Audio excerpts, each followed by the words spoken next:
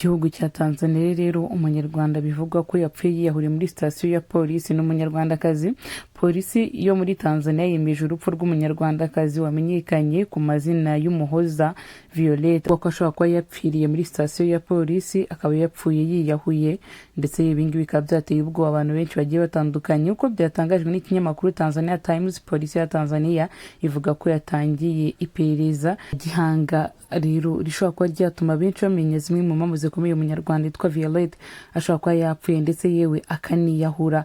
Namwe mu makuru ataje neza mu matwi y'abantu benshi batandukanye, ndetse yewe n'icyatumye uwo mugore yiyahura. Rero bitewe n'ibibazo bitandukanye abantu bashobora kuba bafite muri iyi minsi, impfuzo za hato na hato ziri gukunda kubaho, ariko urupfu rwo kwiyahura no kwiyahura muri sitasiyo ya polisi bwo biba ari ibintu birenze urugero. Bivuga ko rero Umuhoza yatoye muri yombi ashinjwa kuba atuye muri Tanzania adafite ibyangombwa bimwemerera gutura cyangwa gukorera muri Tanzania. Nyuma y'iminsi yari amaze gufungirwa muri sitasiyo ya polisi ya Arusha ku itariki 7 Mata 2026 nibwo byamenyekanye ko yapfuye. Polisi igatangaza ko yiyahuye mu gihe abaturage ba Tanzania batabyizeye, kuko hari n'abandi baturage ba Tanzania babura ubuzima bwabo mu maboko ya polisi mu buryo budasobanutse neza. Nubwo benshi bakomeje kuvuga ko uyu mugore yapfuye yiyahuye, gusa ngo polisi yo nikiri kubivuga, nyamara abaturage bo bakomeje kubyemera, kuko bakomeje kuvuga ko hari n'abandi baturage bo mu gihugu cya Tanzania babura ubuzima bwabo bitewe n'ibikorwa bigiye bitandukanye.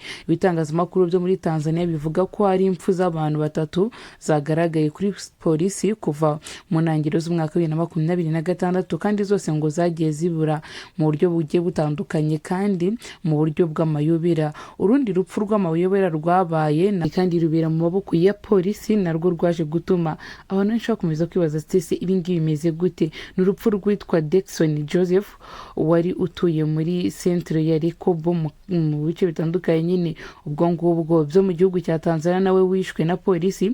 Ibizamini bya gihanga byafashwe ku rupfu rw'uyu mugabo byafatiwe mu bitaro by'akarere, gaga ko uyu mugabo yaguye hasi agerageza guturuka polisi, ariko itangazo ryashyizwe hanze nyuma ya polisi rya Dodoma rivuga ko umwe mu bapolisi ashinjwa kuba ari we wateje urupfu rw'uyu mugabo. Undi muntu rero uvugaho kubura ubuzima ndetse akanabuburira mu maboko ya polisi ni uwitwa Sala, ndetse nayo ngo umwe mu baturage bari bakomeye cyane. Uyu nawe yatakaje ubuzima bwe ku itariki 8 z'ukwezi kwa mbere 2026 mu bice bigiye bitandukanye byo mu gihugu cya Tanzania. Turacyarimo kugerageza kuvugisha abo muri ambasade y'u Rwanda muri Tanzania kugira ngo batubwire byinshi kugendanye n'uru rupfu rw'uyu mukobwa cyangwa rw'uyu munyarwandakazi wagwe kuri sitasiyo ya polisi. Ese nibyo koko benshi mu bapolisi batandukanye mu gihugu cya Tanzania bagira uruhare rukomeye cyane mu mfu za hato na hato zikunda kugaragara muri iki gihugu, cyangwa n'amagambo y'abantu batandukanye? Gusa none abaturage ba Tanzania bo bagaragaza neza ko ngo polisi arizo zigira uruhare rukomeye cyane mu mfu z'abantu batandukanye baba bari muri sitasiyo zitandukanye zo muri iki gihugu n'ubundi cya Tanzania. Bityo ngo bakaba bari gusaba leta kubagirira impuhwe ndetse yewe no gukora ibikorwa bitandukanye bishobora kuba byatuma babaho neza, ndetse ngo bakaba banasaba leta ko polisi rwose bayihagarika muri ibyo bikorwa bakomeje gukora.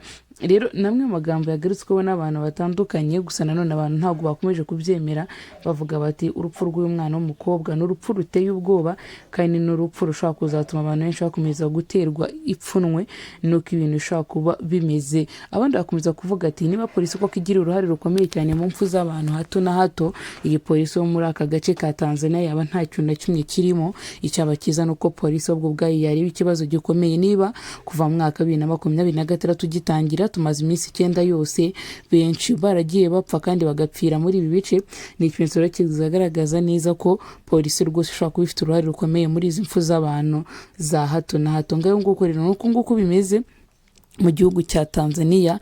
Nkomeze kwihanganisha umuryango w'uyu mukobwa wagize ibyago, ndetse we inshuti z'abavandimwe mukomeze kwihangana, reka wenda turi ko uyu mukobwa yabona ubutabire. Mwakoze ni kubana natwe, turabakunda cyane kandi mukweze kugira ibihe byiza.